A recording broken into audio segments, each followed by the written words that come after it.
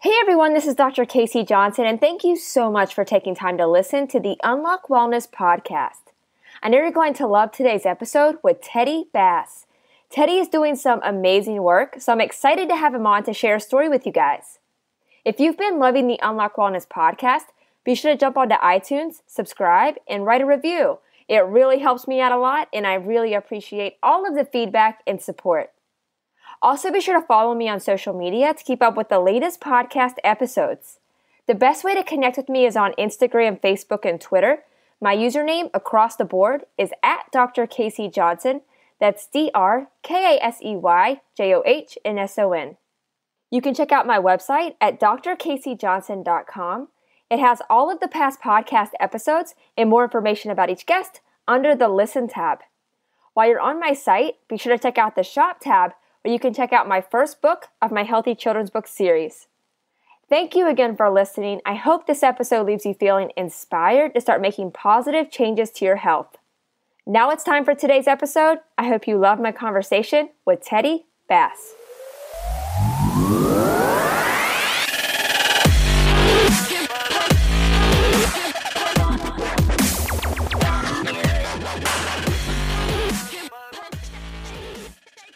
Welcome to the Unlock Wellness podcast. I'm Dr. Casey and excited for today's guest. I'm here with Teddy Bass, and Teddy is a nationally certified personal trainer to some of Hollywood's top celebrities and executives, and is the author of his new book, Affirm Fitness. He is regularly featured in a variety of fitness magazines such as Allure, Cosmopolitan, InStyle, Self, and Us Weekly. But I am extremely excited to have Teddy on to share a story and all of the amazing work that he's been doing. So, Teddy, thank you so much for taking time to come on. I'm excited to have you. Casey, I think I'm more excited than you could possibly imagine. So thank you so much for taking the time out of your day to want to have a conversation. Absolutely. And again, thanks to Brock Cannon for connecting us. Brock was a past podcast guest, and I think his episode was like episode 50. So a past one, but Brock is amazing. He has a new podcast out as well. So go give him some love as well. And like we were talking before, Teddy, we both love Brock. He's an amazing guy. I am a follower, and you can actually go on because Brock's podcast, I just did an interview with him a week or so ago, and it was so empowering for me because I just got to finally, for once in my life at 53 years old, to be able to speak really about my life's passion. And it's all coming together. So I'm kind of excited. That's amazing. No, Brock is definitely an awesome guy. And I'm excited to hear your podcast with him as well, because I'm sure it was a really awesome conversation. But yeah, before we get into all of the really great work that you're doing right now, Teddy, let's take it back to, when you were younger, like really hear about your backstory. First off, where you're from and what your fitness and just overall wellness looked like growing up as a kid. Well, I don't know how far you want to go back. So I was an Army brat. So my family moved around a lot. I'm the youngest of 5 siblings. I have 4 older sisters and then me. So I had a very interesting childhood. I was the only one essentially that was the boy and my mom's favorite, of course, I can say that. And so it was pretty interesting because, I never got to get hurt because my sisters were always protecting me. School was very interesting. Not that I have to bring up my sexuality, but, I just didn't know who or what I was. I was raised in a Southern Baptist community in North Carolina, very small-minded and judgmental. And so that kind of created such I don't want to say hibernation, but such a tunnel vision of a way to live, with just no support and possibly having any potential other than being this certain way. And so, my father was in great shape. There wasn't a lot of exercise per se, but all of my sisters were in sports. They were the best in the volleyball team. They used to come and film my sisters. They'd take a picture of my sisters walking down the hallway because 3 of my sisters were all in high school at the same time.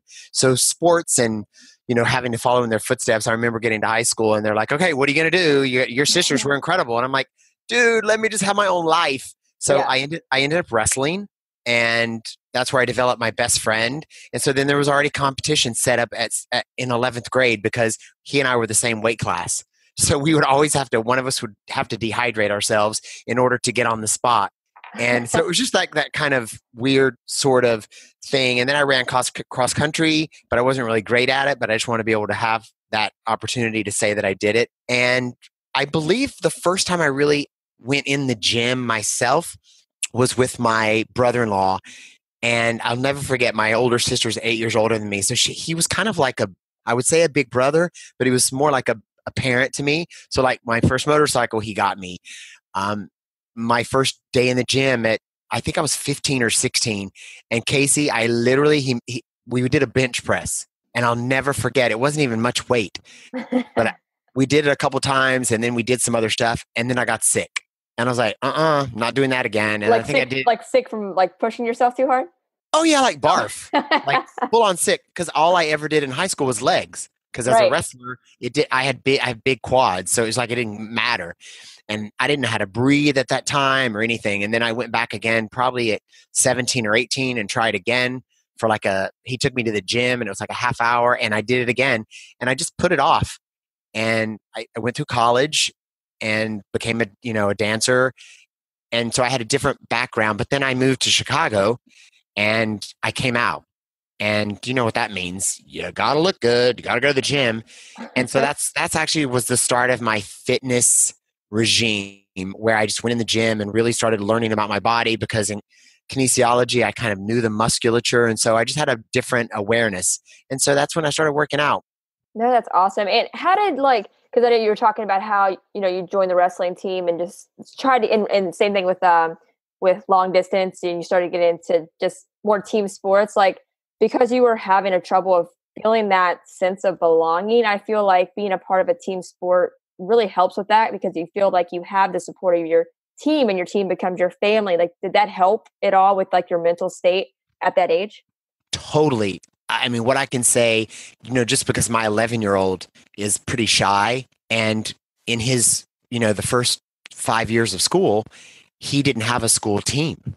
It was only on outside teams that I put him on. And this year, he actually has a soccer team that plays other schools, and they actually won. And so he has no idea. So for me, it was so amazing, because for the first time in my high school career, I actually was meeting people that I went to school with, and there was actually starting to form bonds.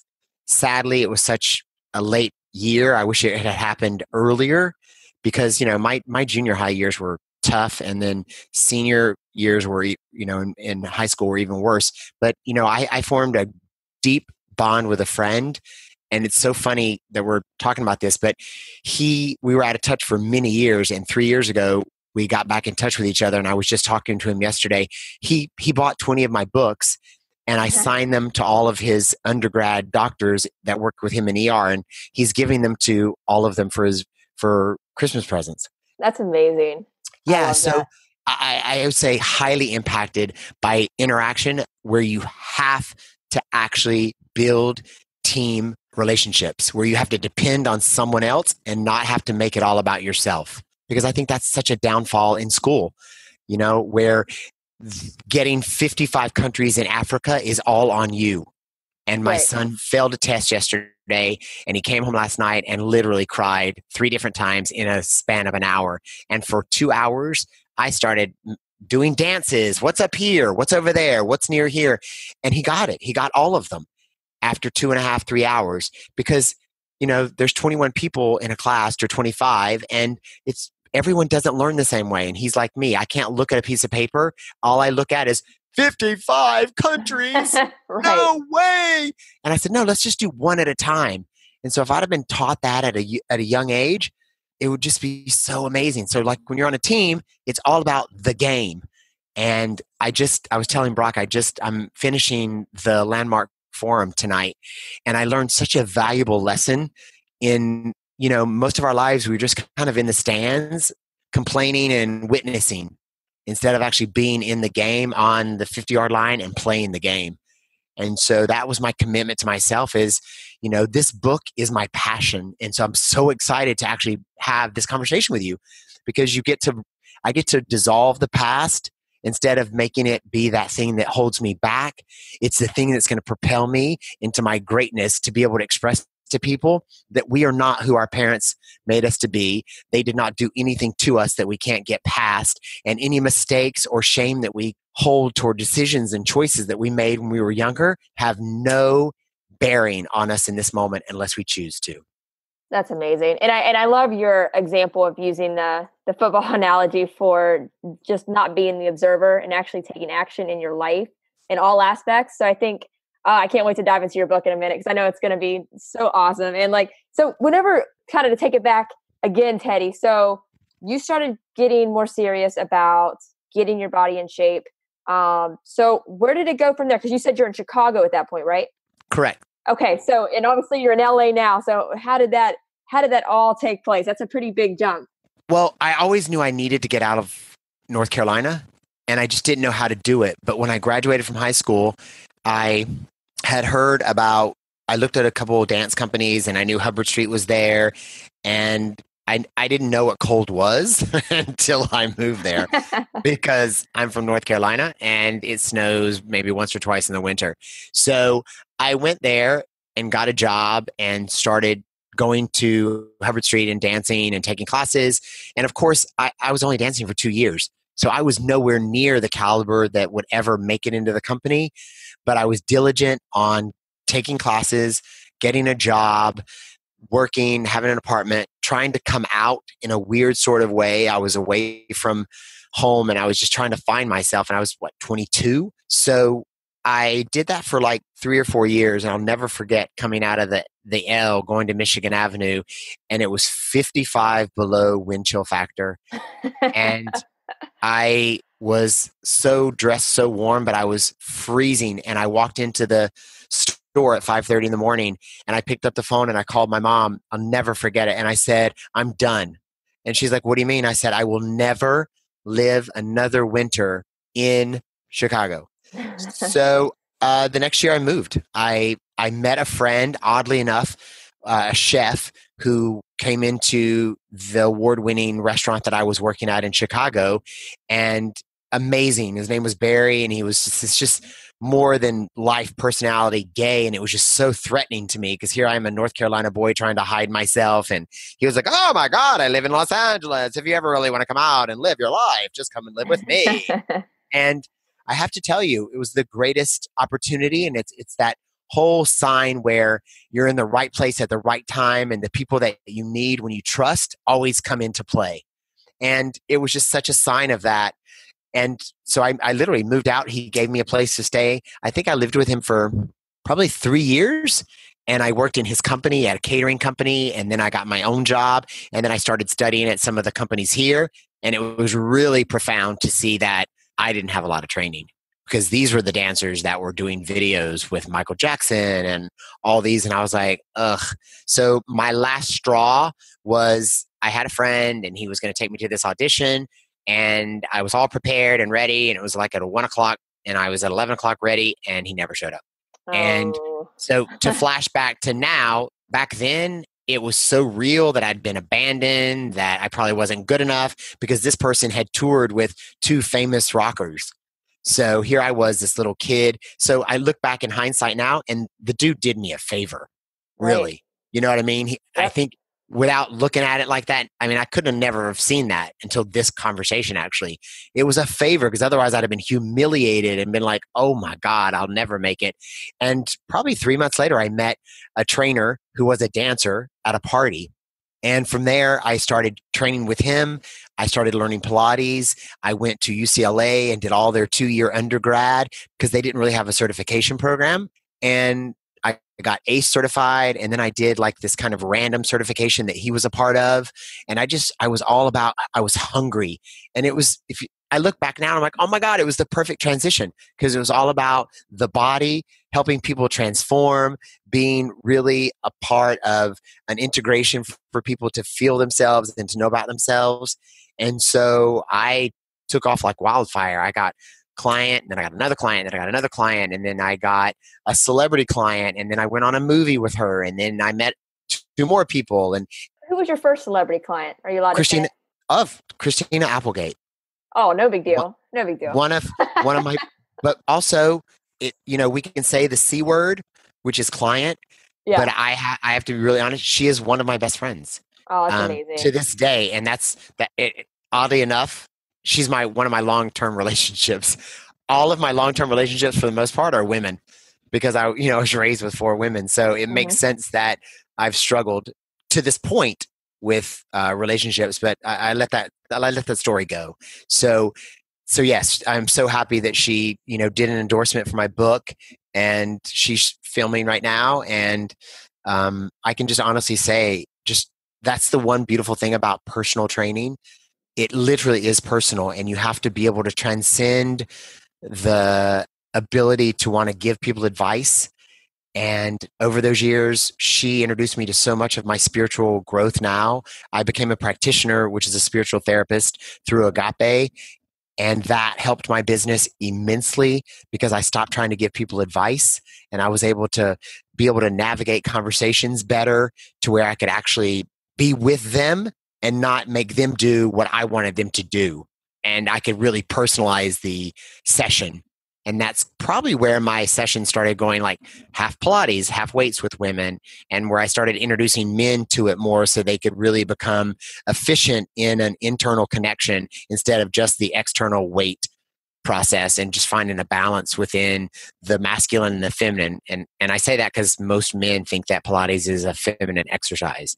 But imagine having that internal connection that Joseph Pilates really puts out, which is, the powerhouse. It's the powerhouse. It's not just the core or the abdominals or the waist or the six packs. It's actually your powerhouse. Everything comes from the breath. Right. So Yeah. And I think that's so powerful too, because just combining those two of working with somebody's just overall mindset and thoughts and opening up, because like when you work out, just in general, like whenever you work out or work out with somebody, you really break through some barriers and you're able to open up more. I mean, like how many times have you probably worked with a patient and you kind of like, you're pushing them to their limit, and the amount that they open up to you, like that wouldn't have happened if it wasn't during a workout. You know what I mean? It's like it pushes somebody to their breaking point to where they feel like they can put their guard down and like really open up and share and like be more transparent, if that makes sense. I'm sure you see that all the time. I mean, not only did you hit the nail on the head, but you also, created such a great thought for me. Because if you think about it, when are people at their most vulnerable? I mean, when they're uncomfortable. Correct. But when you push them, when you use the weights and the exercises as what they're designed to do, which is to create an external force on their bodies to make an internal change, so that the adaptation from them lifting the weights creates the body to have to adhere to the demand and make the change, right? So Mhm. they're at their most vulnerable point in their life. And then you get to assist them saying, hey, you just did that. What else in your life are you bumping up against it and then backing down? You just did 12 reps with a weight that you never thought you'd be able to do. And then you can actually kind of sort of sometimes have breakthroughs and be with that person at their most vulnerable point. And there's such a trust factor that gets built that you just could never imagine. And I think having this conversation just makes me so grateful for a lot of my long-term relationships, because I love nothing more than getting a new client and trying to re-inspire them. But there's something to be said when you can train someone and continue to induce change, create the trust factor, and to be able to push them over and over and over. Yeah, and sustainable change too, Teddy. It's like I'm sure like when you started training, you probably weren't doing a lot of the mindset work at first. And have you noticed a huge difference with either how compliant people are or how like long term? It's not just because I think if it's just focused on just the physical, it's easy to drop it off, right? It's easy to stop in February, after that New Year's resolution, and then make it like an actual lifestyle change. So just like the sustainability aspect of it too, right? Of course. I mean, the reality is, what's the biggest financial business in our field of work in health and fitness? Or probably like weight loss products. That's one. But the main one is gyms, Yeah. because 75% of all people who buy a membership don't show up. So it's huge. Like, I mean, that's one of the biggest, in a $1 billion industry, that's one of the biggest waste is that people buy them and they don't show up. So I think we all have lives, but consistency, I find, is the one thing that people have an issue with. And I think that's what I would love to help empower people with, because the resistance that comes up is mainly in every area of their life. Absolutely. So I realized, like, why is my career stagnant? Why am I not getting more clients? Well, you know what? The universe created this moment for me to be able to express and have the time to really have these interviews, to be able to speak from a place of authenticity, and to be able to really be with why and what it is. 2 weeks ago, Casey, I was all about, I'm going to be really honest, I was all about this book being the thing that was going to catapult my career again. Mm-hmm. And after this weekend, I realized that's not it at all.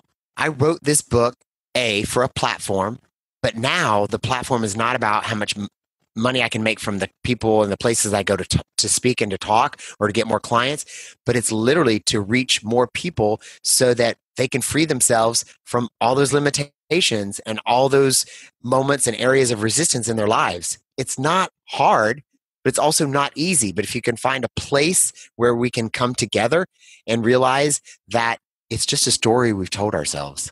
Absolutely. I can't, I won't, she's got that. And I'll share one thing that just happened this morning, which is huge for me. And it's going to sound kind of weird, but I live in Los Angeles, and it's probably, for most people, it's like living in Dubai, where everything you see is about money.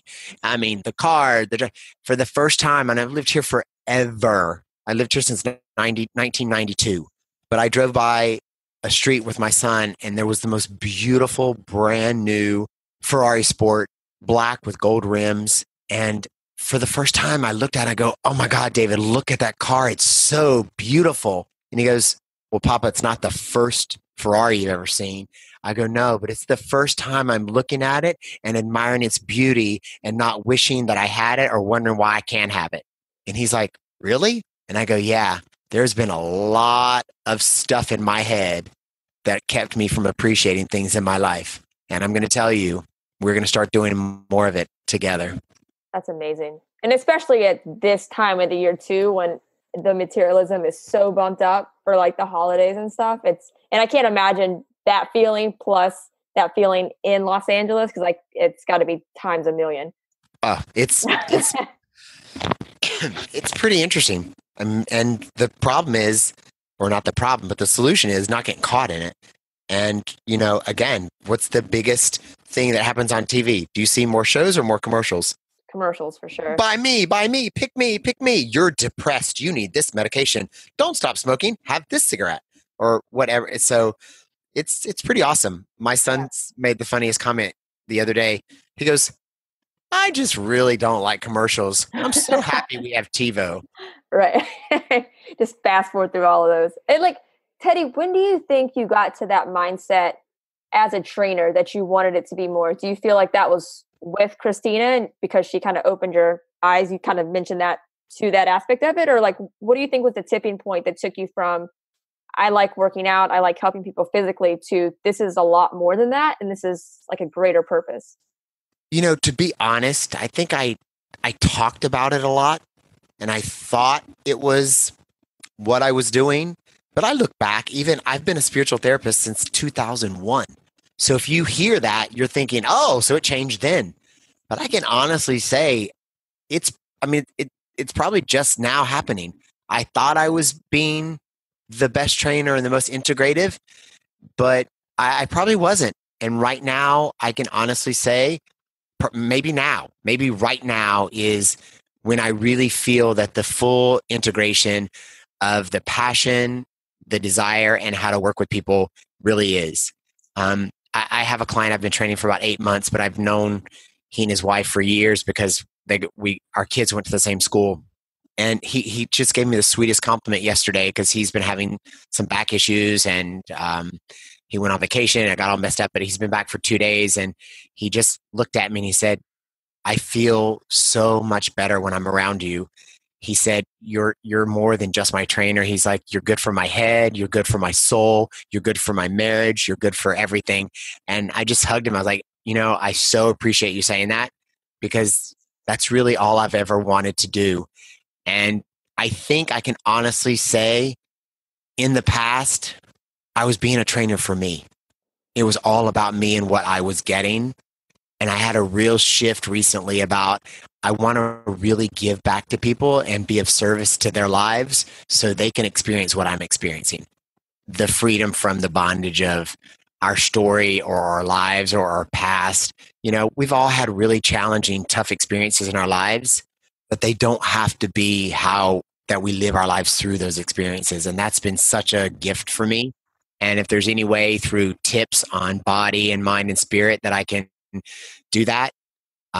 Just before we got online, I got an email. I'm sorry, I'm so chatty. I just get so excited. Oh, you're great. I want to hear about it. But I'm translating my book into Spanish. That's amazing. And someone said to me, "Why are you doing that?" I go, "Have you seen the population in California alone? It's in California alone, we're over 50% of Spanish speaking population." So I just got an email just before we went online from another spiritual therapist who I love, Ama, who is actually translating it into Spanish. And she just wrote me those beautiful email and said, "I'm just so grateful to be a part of allowing people that speak another language to try to be able to get this message that you're trying to convey with such simplicity and such integrity and such a palpable way that they can put these actual tips and affirmations into their lives." And so it's like, but it's not an ego. Like, oh my God, I'm so excited. Somebody else, it's just like, wow, this dream is coming into realization, and I can see my own life transforming through the process of me writing this book. So it's just, I don't know, it's kind of cool. That is very cool. And you get to come off as yourself, because even talking to you now, I can tell you're a super genuine person. It just comes across that way, even, not being in person. So you have worked with some of the top people in Hollywood, and obviously that's a lot of pressure. So how do you remain your genuine self and keep your composure and keep a level head, all of that when you're in an environment that's so competitive? Because it's LA, there's a million people trying to take your job right now. That constant pressure has to be extremely difficult. One of my spiritual teachers, Michael Beckwith, said this comment years ago, and it just stuck with me. It took me years, trust me, it took me years to get it. There's enough for everyone. Mm. And it took me years for that to really saturate it. And I heard it and I knew it, but I didn't integrate it until a couple years ago. I've had many trainers that I tried to mentor and work with me, and my story was they took all my clients. But if I would have known then what I knew now, it would have been a very different experience, because that meant, and I know from experience, more clients came when they seemingly took my clients. Absolutely. Do you know what I'm saying? Yeah. So there are enough. And the beautiful thing is, does a magnet attract leaves? No. Does a magnet attract rocks? Right. No. So guess what? We are a literal magnetic field for whatever we are putting out. And so I'm going to get the right clients that are going to support my growth, that I can support their growth. And that's why I can't look around at other clients and go, "Oh, thank God she's got her," because I don't want to deal with that. But you know what? They're dealing with that life and what they're going through together at that time. So I don't have to judge it anymore. I was the worst. I used to judge everybody. What is she doing? Why are they doing that? Oh my God, they won't shut up. And now it's so freeing to be able to keep your eyes on your own page. Yeah. No, it's such such an amazing point to make. Even with even with this podcast, right? And Brock and I, we've collaborated multiple times. I'm constantly collaborating with other people that do podcasts too. I have podcasters that come on this podcast, and I'm not afraid of audiences leave.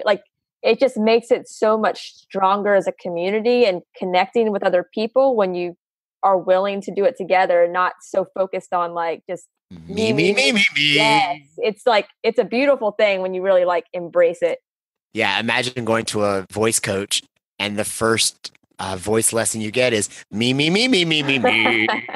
And I was like, I'm sorry, I can't do that. And he goes, what do you mean? I go, I have done that all my life. Can I have another scale? And he Right. goes, okay. La la la la la la. And I was like, yes, that one's way better. Right. Man, so like, I mean, you have your book out right now, which is extremely exciting, and I'm very excited to watch the journey with it. So, what was the first little hint of inspiration that made you think like, okay, I need to write a book. I need to get this message out there. Do you want the truth or a lie? Well, I want the truth. So, Well, so the double factor was the lie that I was telling myself was, oh my God, I need to write a book so I can be more known. And then the truth was I was turning 50. And if I heard more people say, how many more people are going to say, oh my God, you look great for your age? I'm like, dude, you're 25. right. You should look this good. And Yeah. listen to yourself saying that to me. So around 49, I literally had this inspiration. I was like, you know what? I'm going to write a book, 50 tips to being fitter at 50. And I was in Equinox looking out over LA. And I had that thought, and I picked up my phone and I called a dear friend of mine, Amika Ryan, who had done many interviews with me for Cosmo and other Allure and different magazines. And she's like, oh my God, that sounds amazing. Of course I'll support you. Yes. So we started doing it, and it took years because it sat around for a while and I wasn't sure what it was going to be. And I didn't really have a lot of clients jumping on it and backing it. And I just wasn't sure why. I was sitting in the poor me, what's going on, what happened? And then about a year or so ago, one of my great friends and clients, name dropping, Punky Brewster, Soleil Moonfry, who I love and adore, said to me, I don't know if I should actually be saying this, but I'm already in now. So Shout out to Punky. Throw her in. she said, bro, how many people do you know, especially women, who want to be identified with 50? She goes, I'm nowhere near it and I don't give a crap, but you're going to put my name on a book with that. I was like, oh my God, what an insight. You know what I mean? Because none of my clients were near that age yet. 5 years ago, they're all like 40. So I was just like, oh my God. And so I changed the name. It took us about, I don't know, 3 weeks. I did a visioning process with my girlfriend. We did prayer. We meditated on it. And I was like, oh my God, it's right in front of our face. Because I coined a word 2 years ago, affirmations. I love it's my trademarked word. And I was like, oh my God, affirm. Because I was going to possibly open a gym. And I was like, and it was going to be Affirm. And I was like, oh my God, Affirm Fitness. And so Amika and I were like, oh my God, let's do this. And so we changed that. And then we changed the tag to 50 tips to a fitter, more wholesome you. And I put whole plus some. And she's like, shouldn't that be one word? And I go, no, because the whole plus the sum equals wholeness. And I wanted people to get that you're always whole no matter what. And what you're going to add to yourself is just creating a greater sum. So you're wholesome. Love it. I love it. That's kind of how the journey happened. And then literally, I have to tell you, as soon as I started facing some addictive behaviors in my life and started doing a 12-step program, within 2 months, I found a publisher that I had been whining that I wasn't going to find one. In 3 years, I found one in 2 months. It's amazing. And literally my book was out in progress, and it took 6 months, and it came out on November the 8th. Love it. Like you went through a 12-step program during the process of that then. I actually have only been in 9 months right now. And I can tell you, it's, who cares? I'm going to put it out there. It's Sex, Love, Addictive Behavior Anonymous. And I didn't realize I had a problem, but guess what? I was an addict. And I'm so free now because I haven't had encounters for 9 months. And I have to tell you, I have a greater relationship with my child that I never thought I could have. And after 6 years of not being in connection with my former partner, because for so many years I lived in blame, and then I got into gratitude because I could have never raised my child. Those first 3 years, because he was adopted and there was a lot of trauma, he was there. And I was able to take responsibility for my part in the relationship and how I pretty much camouflaged who I was. And I pretty much, was not authentic in the relationship. And I actually was able to make that clean this weekend. I never would have done that a year ago. And now there's so many possibilities now. You know what I mean? When we release our past and release ourselves from it and we just take responsibility, it's like a deeper surrender. So many people think that surrender has a negative connotation because it means you're weaker or you're less than. But in reality, it's so empowering because I'm surrendering to the hold that those experiences had on me. I was just looking for love to complete me. And now it's like, shit, I'm freaking great. And whoever I attract is going to be even better now because it's not going to be two coming together. I mean, it's not going to be two to make one. It's two to make each other better and to push each other to their greater yet to be. That's amazing. Well, no, congratulations. And I think you made a super important point. It's like once you start to get certain things, it's just all about alignment, right? Like once you start to just get in this like alignment of where you know you need to be, like the right resources come your way, the right things come your way, like everything, it's just aligned. It's just, I mean, it's amazing. And I know that you've lived it firsthand. And I mean, just, that's amazing that you are on that path. That's incredible. Thank you. And it sounds like you're on that path, and Brock, thank God, connected. And I feel like a magnet now, you know, a magnet for my good so that people, I feel that people will learn and grow through hearing other people that they can potentially respond to and relate to. That it's not coming from a place of, oh, let's talk about me. But when you were just talking, the image I had was an onion. So when you're peeling an onion, what's the first thing you want to do? Cut it in half. I hope I answered that correct. But don't you want to be done? Oh yeah, for sure. Because you're crying. Yes. But it's like the solution is put a freaking unburned match between your teeth and then you never cry. Did you know that? I did not know that. I learned something else today. Take a match. Yeah. Put it between your front two teeth and then cut the onion. And literally, not until you take it out do you cry. And that is, we're like an onion, number one. Everyone says that, oh, you're layers and layers. You got to peel them off to get to the core. Well, no, I'm good as I am right now. But if I actually can get inside, then the outside peels won't be as annoying to me. And so when you cut the onion, think about it. Like the first thing you can't wait to be done. And then it takes you forever because you're crying. But it's like if you put that little match in your mouth, oh, la, la, la, la, I just cut an onion. It's done. So there's no resistance. So thank you. I think it's like when we talk to other people that are in the same field and desiring the same for others, that you can have a different conversation. Like I would have never known this was where this conversation was going to go. Right. No, I mean, 100%. How has the writing process affected you personally? I know you said it was a few-year process, but did other than, what you just mentioned, were there any other shifts? Did you realize things about yourself that you didn't know? Two things. It gave me a voice, which I had been shutting and stifling myself for years because I thought what I had to say didn't matter. But it also gave me a voice to desire to not be right, to realize that I have something to say, but it's not that other people don't have anything to say, but it's that what I have to say, I'm offering to people as a gift. Yes, sadly, I need to sell it because I have to actually pay for what I've invested and the time that it took me to write it. Mm-hmm. But that's the one thing.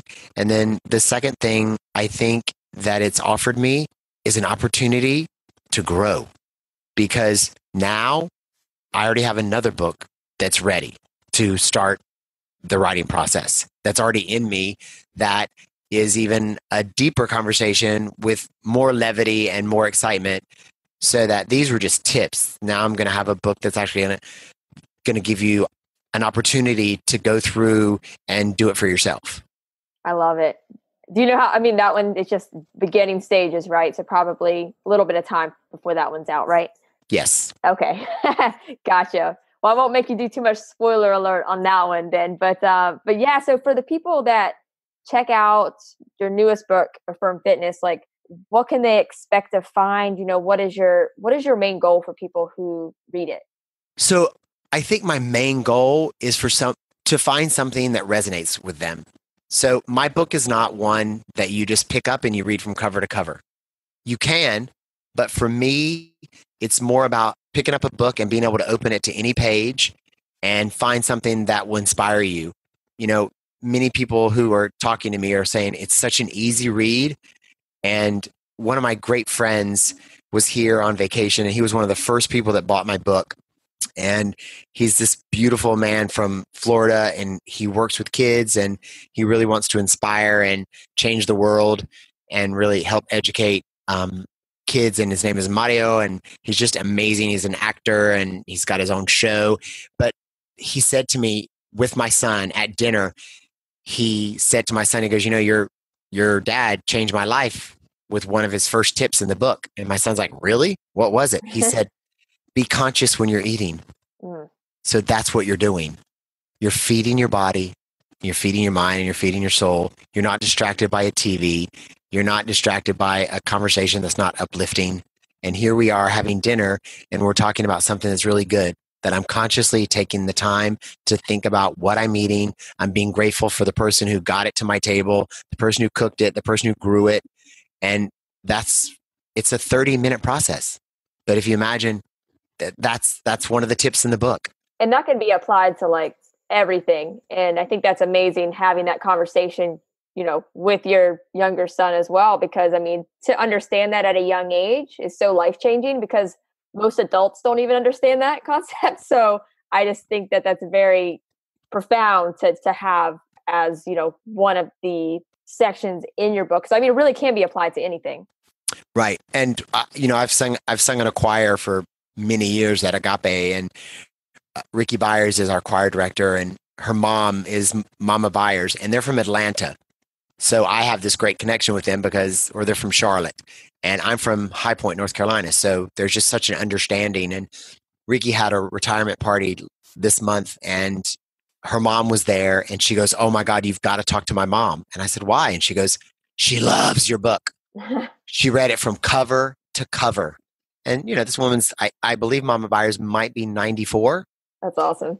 And I went and talked to her, and I could be wrong on the age, so don't fault me if I am. But she said, come here, Teddy. And she literally just shared, she goes, "I love your book. I read it from cover to cover." She said, "I wish I'd have read this 20 years ago. I would have thought about food in a different way. I would have thought about my meditations differently." And it was just so wonderful to see this woman who I've adored and loved really find value even at her age. Mm-hmm. She's like, "I'm going to tell the people that are getting me my food how I need to eat. And we need to not be talking about the TV while I'm eating." So it was just such a beautiful thing. And, Ricky said, "Look, Teddy, I'm going to have my mom, I'm going to record it." I was like, "I'd love that. And then I can put it on Facebook." But I don't know, just it's nice. I love the word inspiring because there's something authentic about it. And there's something that like warms my heart, because I don't want to just entertain people, which I am really funny. And it's taken me 11 years. It's taken me 10 years to convince my son that I wake up funny. And I kind of finally do. But to inspire someone kind of, I feel, is very freeing for them because it gives them back their power. Definitely. No, that's amazing, Teddy. I mean, I'm excited. I haven't read your book yet, but I'm excited to. How dare you? I know. Listen, Kidding. I had a short term. No, but I am going to read it cover to cover. So I'm excited to check it out and share it on my platforms as well. And we talked about the future book coming up, and what else is happening for the future? I know you have a book tour going on, right? So what can people expect to see from you just going forward?